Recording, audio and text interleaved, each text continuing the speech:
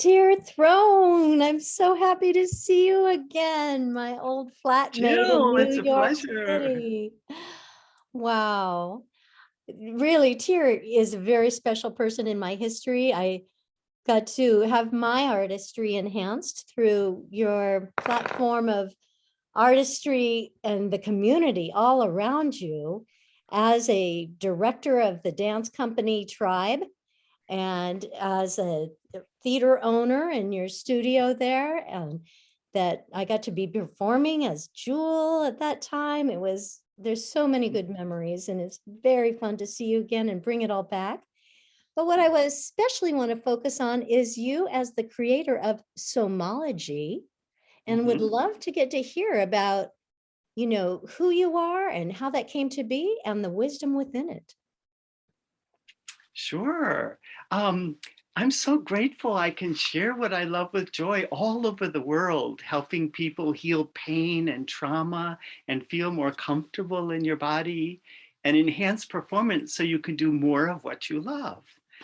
I'm very grateful for my beloved teachers. Dr. Feldenkrais helped me learn how to free the movement, and Dr. Alan how to uplift, and Dr. Rolf how to align the body, and Thich Nhat Hanh how to achieve deep listening and healing inner peace and happiness. And so many wonderful dance teachers and choreographers who freed my creative spirit and helped me learn more about healing and moving the body than I ever learned in pre-med school. Gabrielle Roth, how to free the mind through the body, Louis Falco, Jennifer Muller, David Howard, Robert Christopher, Alvin Ailey, Martha Graham, Eric Hawkins, and Tandy Beal. I, I'm so grateful I could learn so much teaching in over 400 hospitals and prisons and mental institutions and orphanages and schools over the past 40 years. And you and every client and student are my teacher. I have to understand the person I'm helping deeply, really see them and hear them. And I say, learn them. I have to learn you and the problems and what they need in order to serve. And every dancer and actor that I perform with or I direct is my teacher because I have to understand them deeply, learn them and what they have to give to the world so I can excite and inspire. Oh, you certainly are a shining example of the unification of body, mind, and spirit. And I would love to hear about how somology came to be and what it is. Well, from studying with all of those wonderful teachers, somology means the science of the living body. Soma is a living body, ology is science. And I think of it as the art and science of the living body. And it came, I was in pre-med school and I was seeing some surgery is great, medicine is fabulous, but I was seeing some ways of untwisting the body to especially to help with dance injuries so someone could jump again or run again. And so through the different teachers that I mentioned earlier, I was building this and I was working with a lot of injured dancers, and that came a lot of injured athletes. And then people would be like, oh, can you help my grandma? And then I got a grant from the government to work in these 400 hospitals and prisons and all those others for many years. And that was amazing because I'd go like Monday, Wednesday, Friday, I was working with the hidden people of society, like the the mass murderers and the not guilty by reason of insanity and the mental institution, the nursing home, the people that are hidden, we never see, and old and distorted. And then Tuesday, Thursday, Saturday, I was ballet master. So I was working with the children and I would see this child and how could I help them to have a better future with their body, with their alignment, with their posture, with their confidence, their dignity. And I could and help the very twisted, institutionalized people. But they taught me so much just to see these like bonsai bodies. How did they grow that way? To try to figure that out. So it just grew over over time, over 40 years, 47 years of and just being invited all around the world to teach. I'm teaching, doctors and therapists how to do this kind of work, but also I have experiential classes, which are for people who just want to improve physically, emotionally, spiritually, professionally. They want to have it. And the way that we work is first we set up your goals, which is our map, and we do it in a less and more format. For Right example, from the beginning, it's coming from within, not just some overlay on without. So it's like, what are your goals? yeah, What is yeah, meaningful to you? yes, exactly, because that way I'm in service. I'm coming from experience and I might have fixed that problem before, but I really want to stay grounded in humility and in service. So we begin from your goals, which you set up in a less more format. For example, you might say that you wanted physically your back to be less stiff and more flexible, your neck to be less cramped and more free, your posture to be less collapsed and more uplifted, and emotionally less in your head and more in the heart, and less hiding and more expressive, Mhm. and less fear and more love, and spiritually less holding back and more expressive, more growing, less timid and more courageous, less guilt and more innocence. And professionally, maybe less in the past and more possibility. We have to redesign ourselves. The world is changing. And then Wow, I once you just must set up, acknowledge that you are such an example of that mind-body connection, because the ideas come through so clearly in your expression, and we can feel it as we travel along this mental path that you're leading us upon. yes, and well, because for me, it's always, I mean, the way that I divide it, the body, mind, and spirit, I call it physically, emotionally, and spiritually. So you can address the psychological things that we feel. By spiritual, I don't mean, I respect all religions. I mean, how do you want to change spiritually? So it's like in metaphor, less holding back, more growing, less timid, more courageous, less guilt, more innocence. I see those as a spiritual aspect of the person. And I do all that with respect.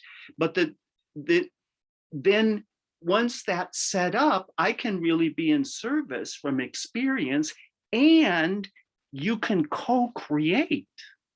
See, because you're setting up the goals and you have where you want to go away from and where you want to go towards, you have a path set up. So we can get leverage on that to push. And then I have 3 different ways that are fun and interesting that I can support you achieving all of those kind of goals. Number 1 is in private one-on-one sessions with my hands. And that feels like, untwisting and freeing.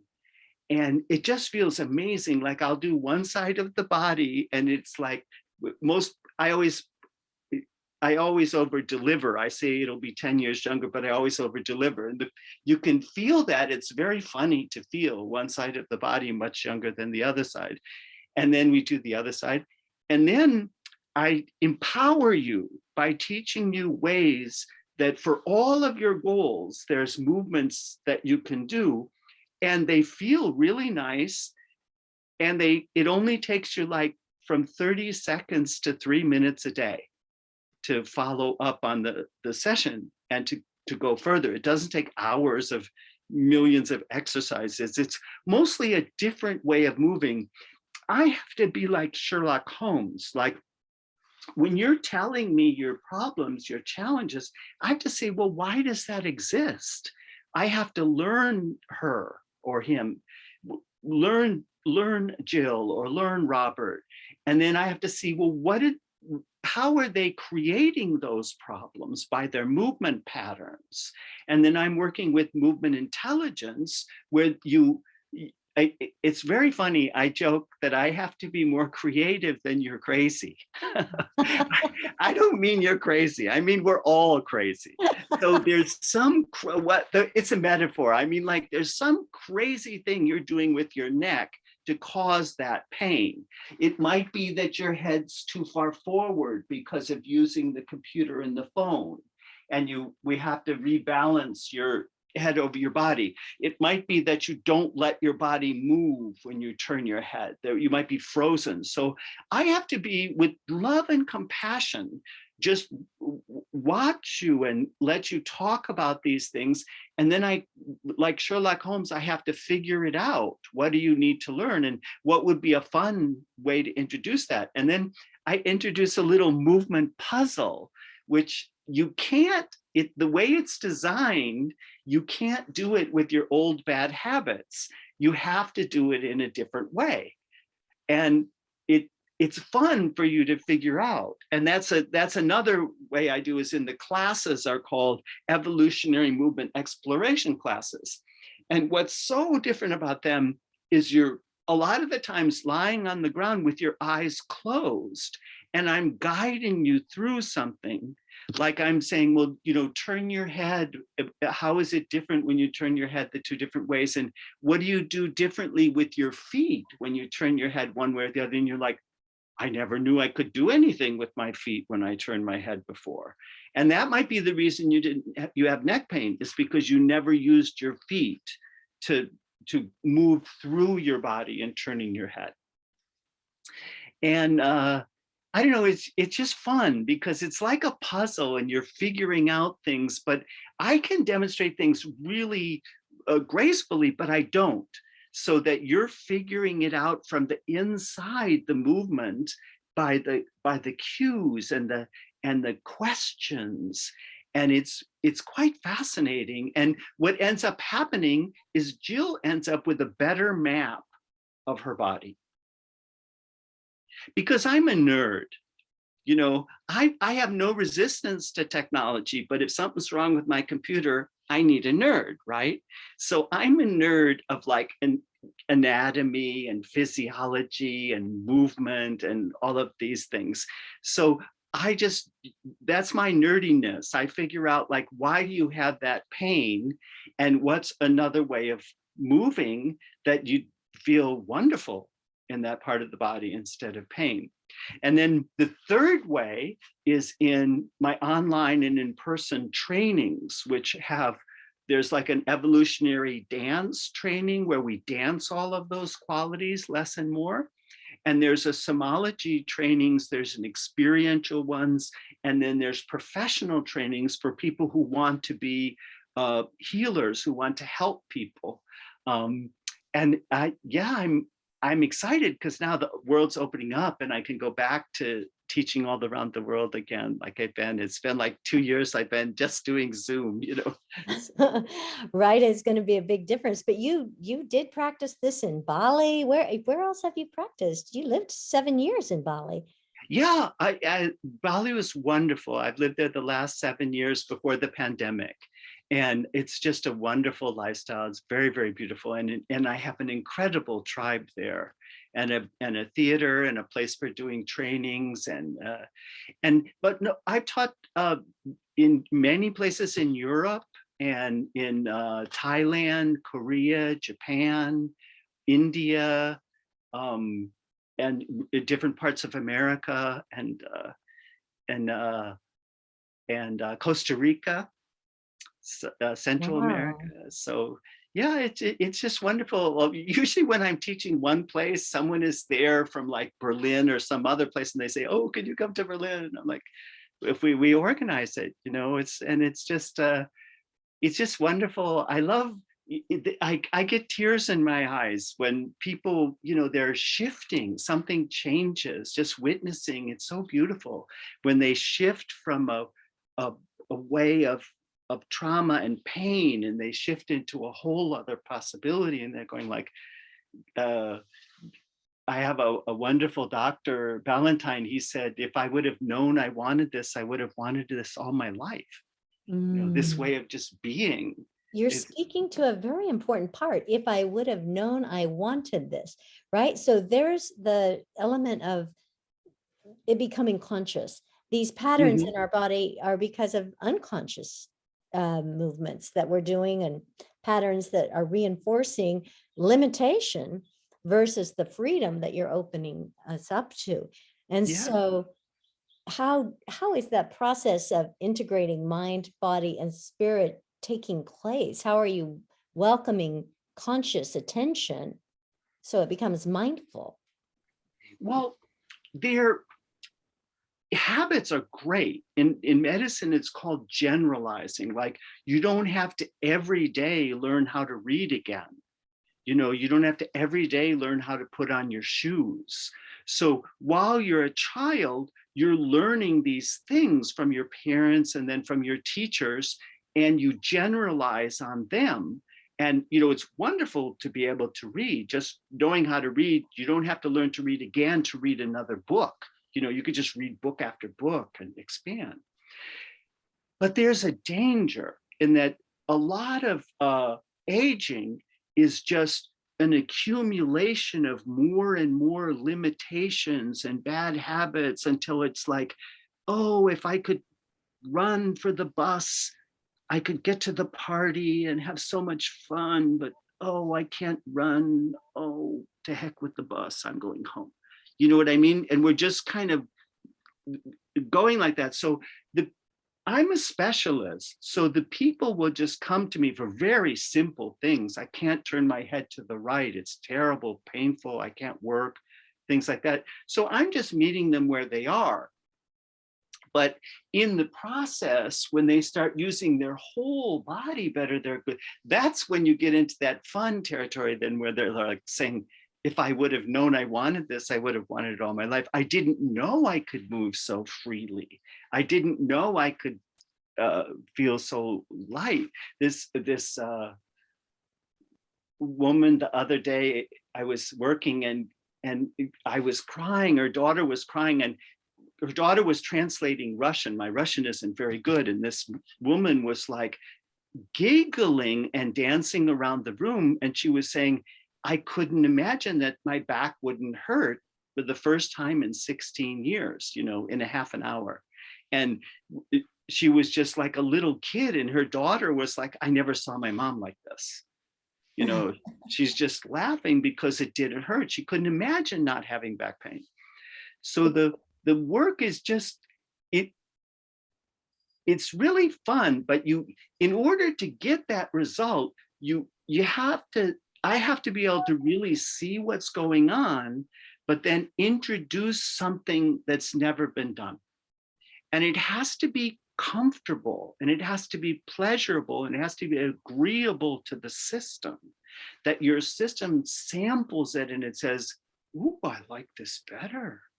I like this way of moving my arm or my shoulder or my knee or whatever it is that isn't working, is painful. And yeah, that's just a pleasure. And I just have to be very present and make and just really understand. And then it's just a figuring out process. But it's also, yeah, it's a very satisfying one.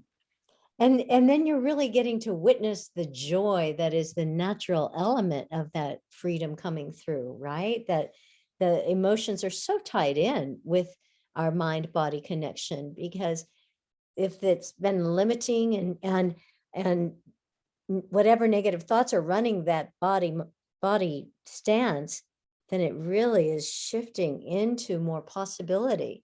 And that's kind of what Exactly. we're doing in the big picture these days. That's part of the nature of transformation. Yes, yes. I've stopped a number of suicides. And, with suicide, but in it, all of us have this to some degree. There's like three negative thoughts. They're very low quality negative thoughts, like, why do bad things always happen to me? Or, these kinds of thoughts are just circulating. And, the person could look at this magnificent tree and be like, oh, that's so beautiful. Or they could turn on Mozart and be in ecstasy, but they don't. They won't. And so I have to understand those thoughts and introduce other thoughts and feelings into their world, because there is a lot of beauty in the world. There is a lot of awe. There is a lot of joy. But when you're on this, it's a lot to do with the brain chemistry and the repetitiveness of the brain and the reductiveness. When people get into depression, they're reducing the number of thoughts and stuff. So when they do something that feels extraordinarily opening and pleasurable in their body, and the pain goes away, there's a whole reframing. Like, if someone's got this, oh, I'm just old and I'm finished and I'm, never going to be sexy again and I'm never going to find love and I should just kill myself going on. And then if they get 10 years younger in an hour, that doesn't fit. They're like, holy shit, that, if I can get 10 years younger in an hour, in feeling and in looking, because there's before and after pictures and videos, and they look at the before and after video and they go, dude, that's not 10 years younger, that's 20 years younger. It looks like a grandfather and the teenager in the way the movement is happening now. And so the depressing thoughts don't fit there. Once they realize they can change that quickly in the ways they want, and that's 10 ways that they're changing, 3 physical, 3 emotional, 3 spiritual, and 1 professional. That's a lot of change. They're getting a shift. It's calibrated though, so they're shifting. And then you get control, because see, the secret is to put the bad habits on cue. So I'll do with one side of the body and it won't have the pain. And then you can see the way that you're making the pain in the other side of the body. But then I also, because as a dancer, I can learn like so much choreography in a short amount of time. So I can learn your choreography and I can pantomime it. And then you don't even know what you're doing. You know what I mean? To the detail that I'm doing it. But I can teach you. But first, I'll show you another way that your body feels, and it goes, oh, I really, really like this. And then I'll have you do it the old way, the old choreography, and you go, ooh, I don't like this. Because let me ask you a question. How, your significant other, how much do you wish they could just change their bad habits like this? Or the person you see in the mirror in the morning, do you know what I mean? So what I call it, dead fly.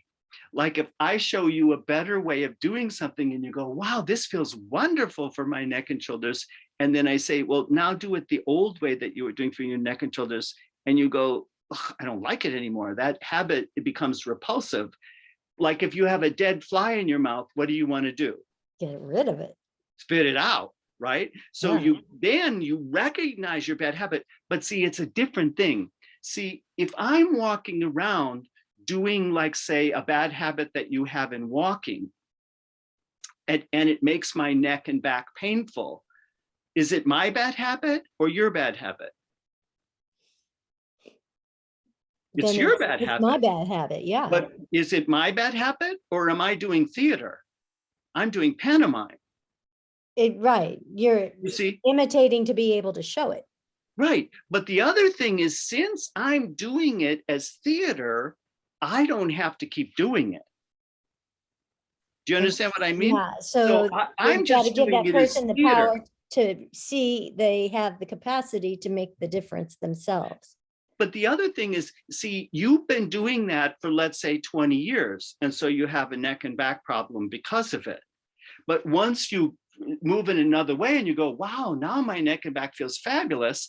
And then if I make you walk the way that you were before, you're now doing it as theater.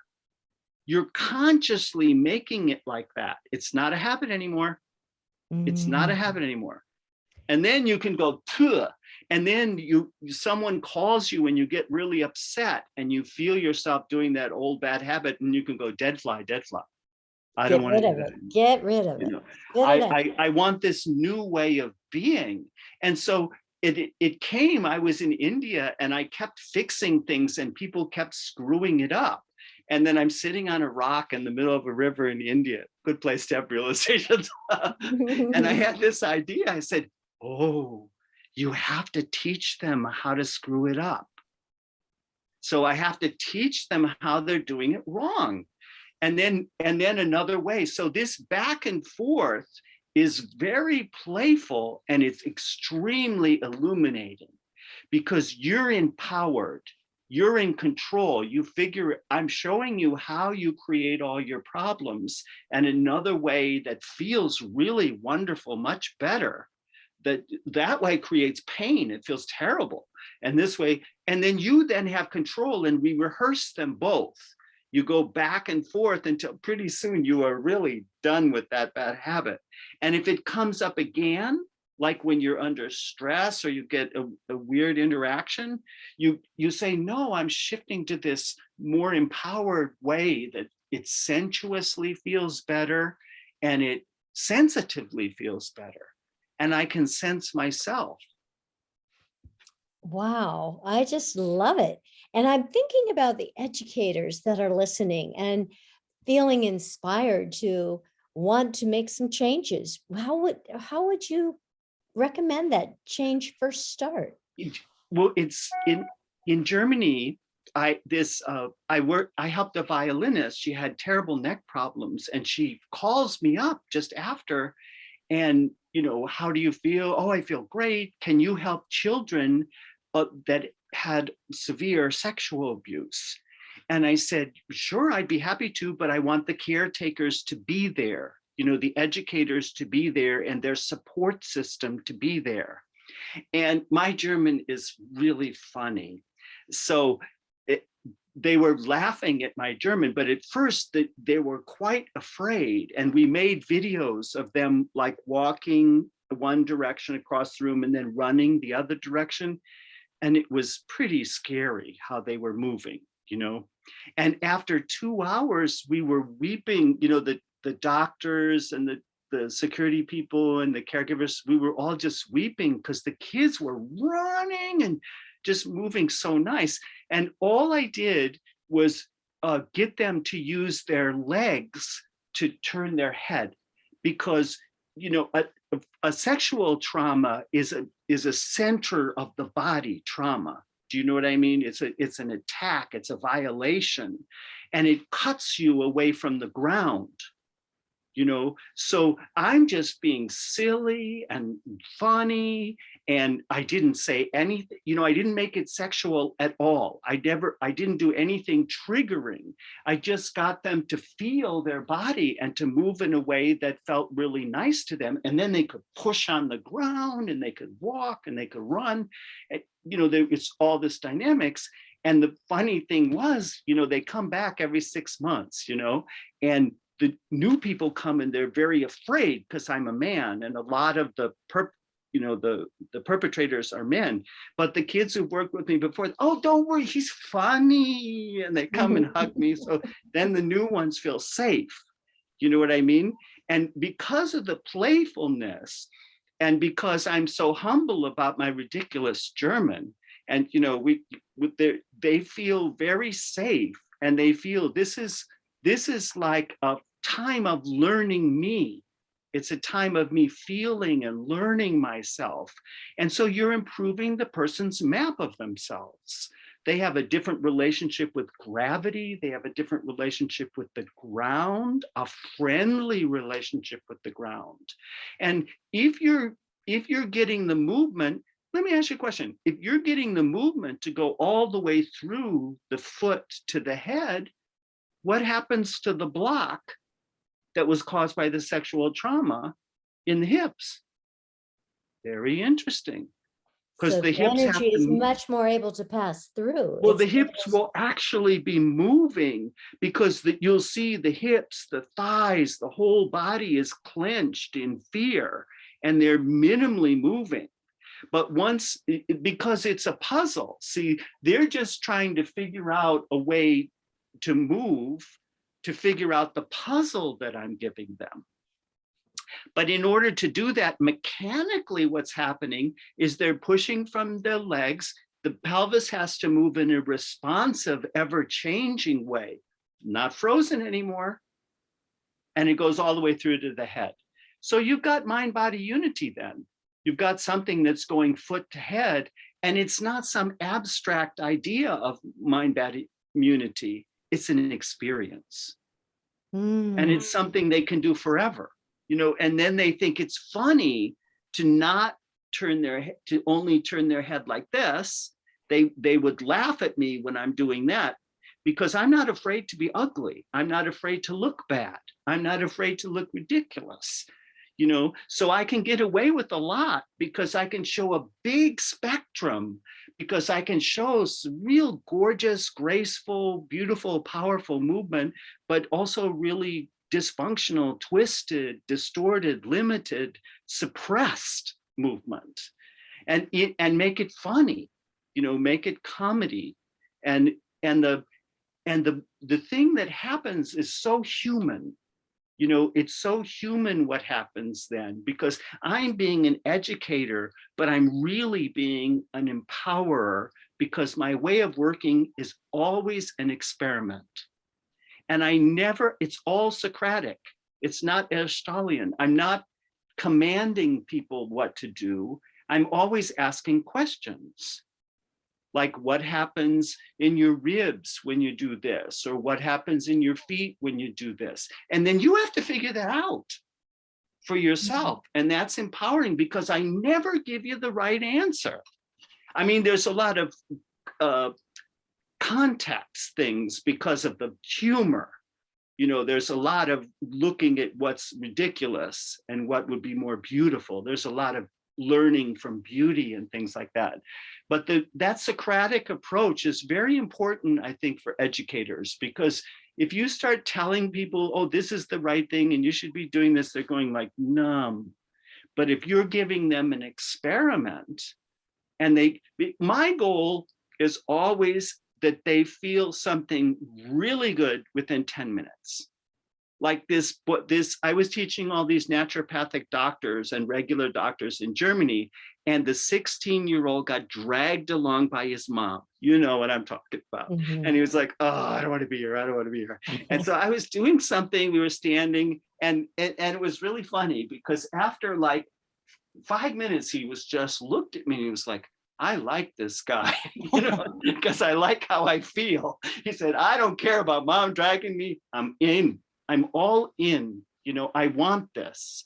I want to feel this. I want to grow, because we all want to grow. We all want to learn. We're here to transform. Yeah, all I got to do is make you curious. I only have one skill. I'm good at making people excited. I learned as a director, if I can make the dancers and the actors excited, the audience gets excited.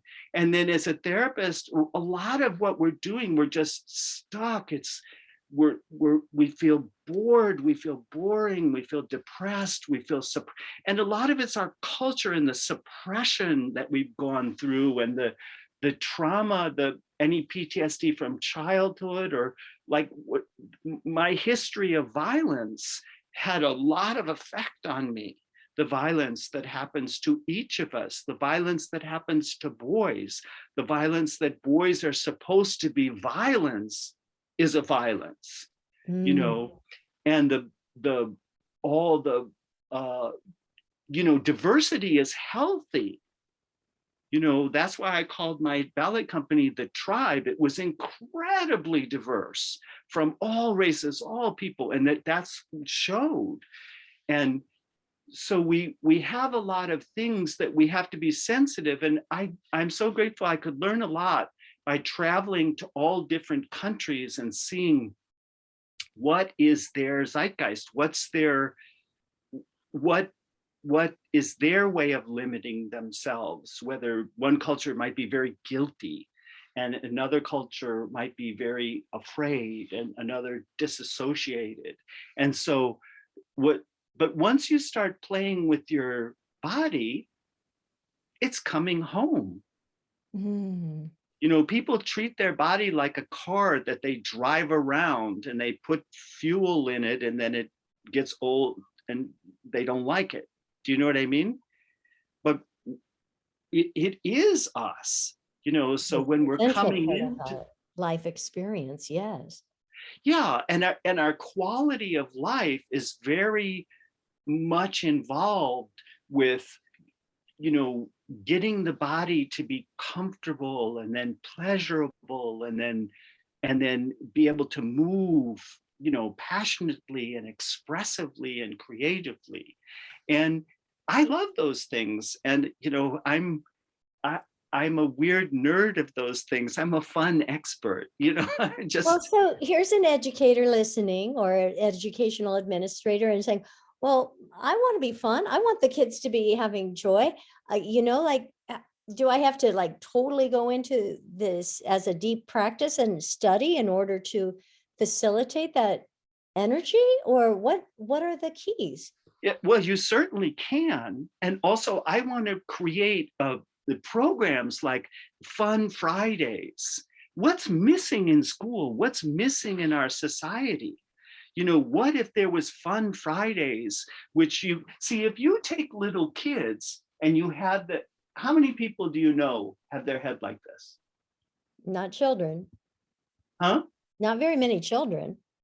But more and more younger, though. I call Oh, this a Monday head. The head comes on Monday and the oh, body on Tuesday. oh my. You know what I mean? We're so separated.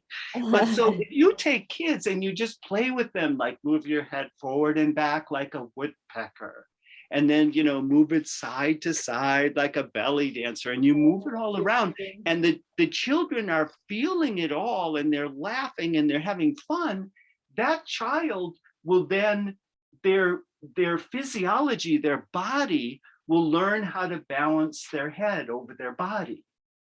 And they won't, like you. I'm in New York now, and if you walk around New York, you'll see almost 100% of the people have Monday head, and they're very cut Definitely. off from their body because of phones, computers, everything, reading. Right. Now, you, I think, mentioned Alma Hawkins in the beginning. I got to take a master class with her, and she worked with a lot of creative imagery. So we would Oh, I was experiment saying like a, Eric Hawkins. Eric Hawkins was the husband of Martha Graham. oh, okay, And okay. he thought that the Graham, well, he became totally crippled from Graham technique. And so he created a more gentle, he called it more organic way of moving that was healing his body. And it was quite wonderful. It wasn't as dramatic as Graham technique, but I like both. I like the drama of the Graham technique, and I love the massage-like quality of Eric Hawkins technique. Massage. So it's moving from the inside out kind of thing. Yeah, like Gabrielle Roth completely healed me. I mean, I could barely walk from being a professional ballet dancer, and I go in, I want to try this new thing, and she said, how does your head want to move today? And I just was weeping because as a ballet dancer, it's like, how far can you go without killing yourself every second? Because we're jumping and spinning around in the air and landing on one And leg and all. so I mean, tight. Yeah, you're control. seriously, to be competitive, you're going, how far can you go without killing yourself or breaking your leg or something every minute? So there's a lot of injuries. So I was very broken and injured, and martial arts injuries also. So that feel, how does your head want to move today? Was just, I was weeping, and I looked at her and I said, falling in love with this baby, And And she I also worked with her offers, for years, for almost 20 years. She's wonderful, wonderful. yes, I remember going to one of her workshops, and she's got the 5 rhythms and the Yeah, whole different motivation of music and how it affects our movement. And so yeah. I know that like music is a powerful motivator, also imagery, right? Moving through peanut butter or a spider web or those kind of things are very helpful to have us experiment in movement. And I wondered if you work that way very much Oh, through yes. I imagery mean, like or the music. mass murderers, they're very predictable in a way. They have a very, like I got to kill people to protect myself, for example, might have a thought like that. So they thought I was crazy.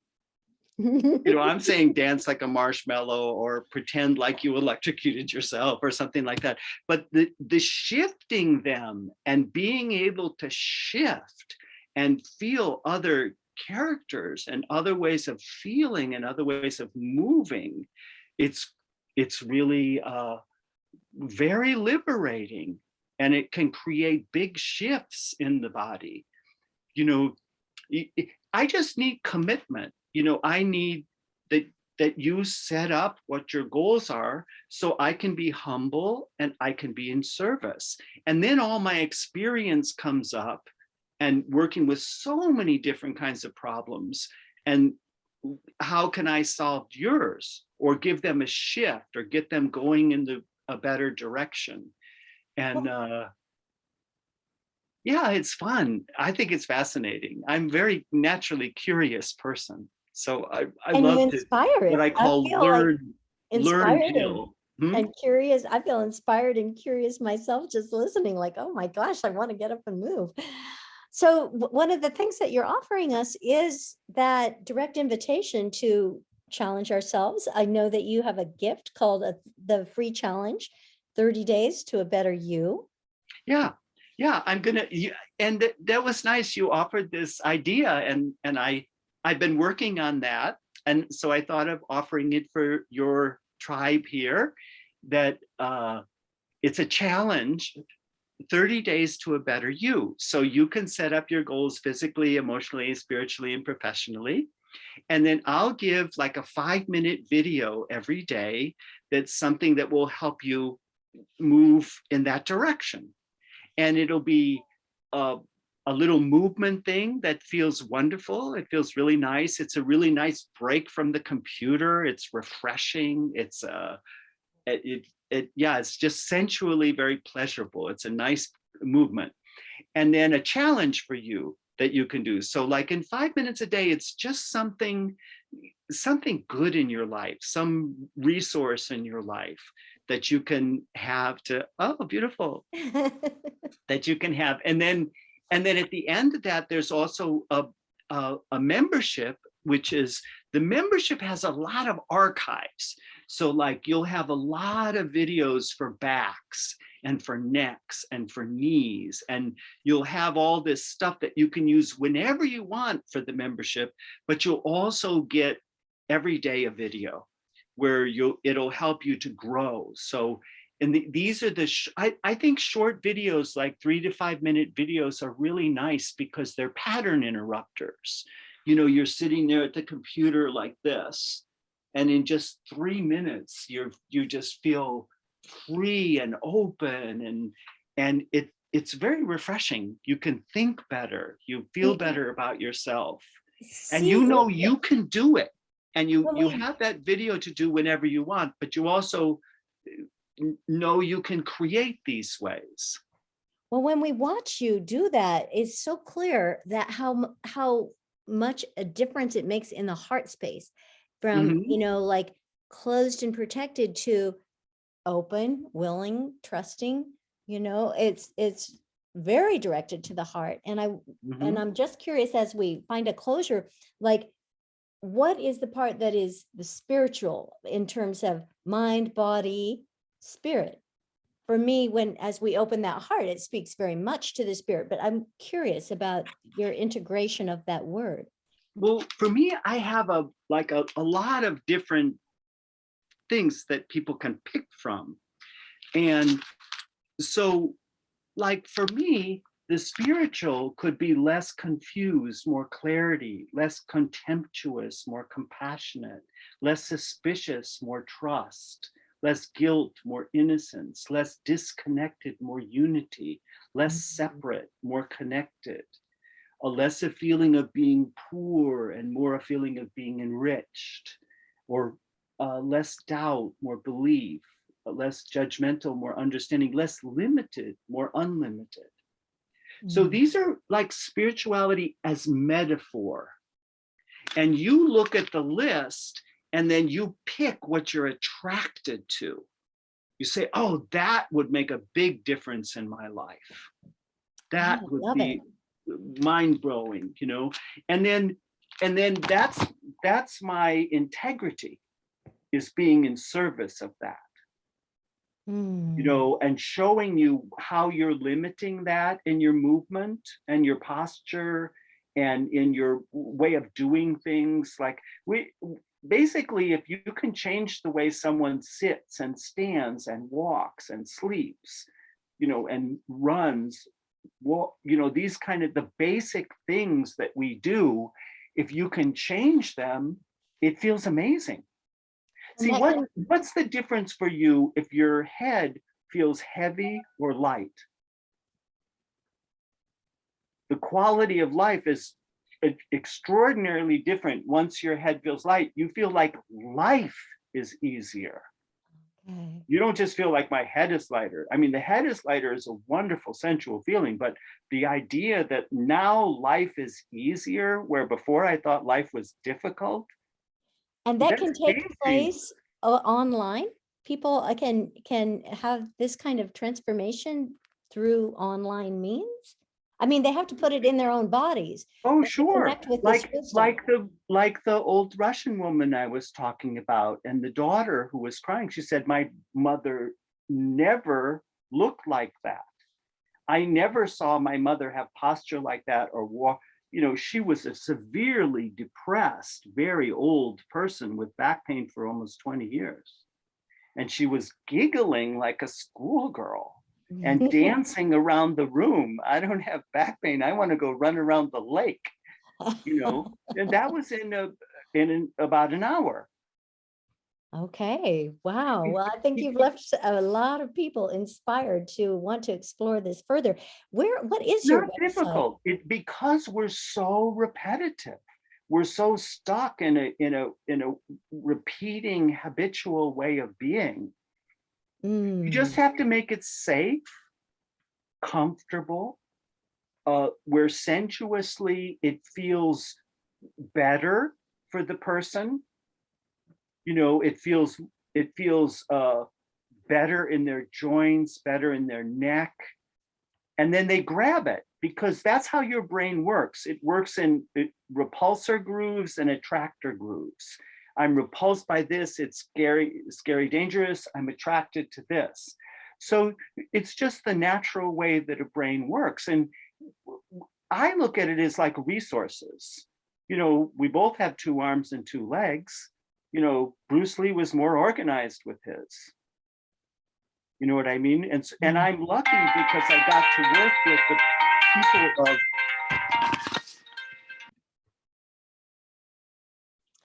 So I'm really curious about how you're integrating technology in your educational path, because I'm sure there's a lot of people that would like access to your wisdom. Well, I resonate with how Leonardo da Vinci and Stephen Jobs, you know, they had one thing similar. What they cared most about was humanity and technology. The integration, enhancement, growth, synergy, and nourishing of humanity and technology. So my Dharma is creating a virtual university of everything I have to contribute to humanity. I want to die peacefully, having archived every way I learned how to heal this trauma or fix these neck or back problems, help a dancer jump off one leg again or runner run again, and more gracefully and powerful than they ever imagined. All ways of helping people do more of what they love. I have no resistance to technology. I'm constantly creating support materials and support systems, the challenges and the membership. And the thing that I'm doing that's a little different is you co-create yourself physically, emotionally, spiritually, creatively, and professionally with these support structures. And that's where the gift came in. And I love your clarity, just that list that you gave us the example of, that the clear structure of those polarities helped us understand the polarities, the nature of them. And that's a technology to have them listed and categorized. I mean, it really is not just necessarily computer, it's about the technology of the structure itself. We need maps. Yes. If you're stuck here, you need a map to how to get to there. A lot of pain is our struggling to become. So we create structures. So there's humanistic technologies like healing technologies, how to fix a neck, a back, how to use your voice to enhance the results, how you should begin the touch and when you should wait. But there's also IT things like how do you create a challenge support structure that's online, or a membership that's online, or a virtual university where they can get training at different levels. And there's videotapes, there's audio tapes. This is of the new world we're living in. But how can we use technology in a humanistic way? Which Ooh. is why I really resonate with what I'm reading about Leonardo da Vinci and Steve Jobs and how they really resonated with that. And yeah, so I just want to have no resistance to technology. I'm more of the healing aspect of it, but bring this into the world so more people can benefit. And if we could even just think about the shift from analog to digital, right? Like think about the huge leap that took place in our capacities because of technology. And Mhm. it's the same, like how are we going to make it work for us rather than be worked over by it, like that kind of thing. So it's working with and integrating from a place of wholeness and commanding it from our power and presence. And I think, I just look for what's missing in society, what's missing in pedagogy, what's missing in the education system. What do we need to learn? What do we need to know? How can I be of service? How can I be a contribution? Mm. What would help people feel more comfortable? There are now, the UN study, there's more people dying of suicide than of all the wars and all the natural causes, heart attack, stroke, cancer. That never happened in history. It's not working. The pressures, the overwhelm, and you never had 10-year-olds committing suicide before. It had never happened someone younger than 14. You know what I mean? Mhm. So these are ways to help people feel comfortable in their bodies. We can't have a society that's all meant on, you have to buy this deodorant or no one will love you and you'll never get married. No, that's Mhm. not true. So we're this materialistic consumerism and the social media and stuff. And this is very different. It's an often eyes closed, feeling yourself, and you just like yourself better. You Mm. come to love yourself just by the pleasure of the movement. Mm. It's very powerful. So many lasting pearls of wisdom. I would love for you to tell us your website and then have closure with Sure. whatever lasting pearls you'd like to share. Sure. The one is multitasking is madness.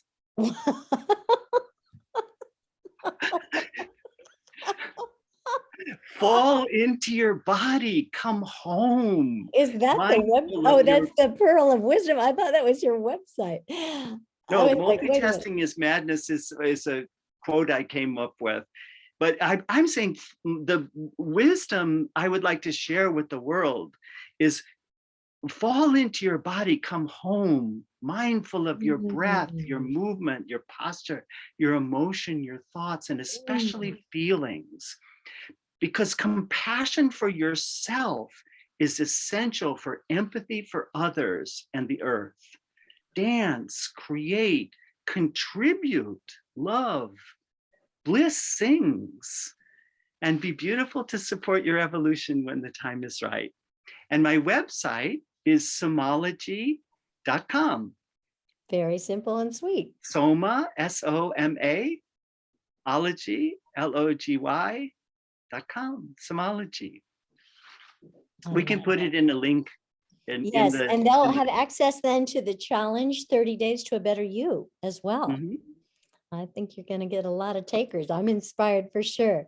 Yeah, And and that's it's free. That's the so first time good. I'm offering it, it'll be free. Wow, that's generous, right? That is an example of the service mindset. Oh, I'm very inspired. I want to go out and dance in my garden right after this.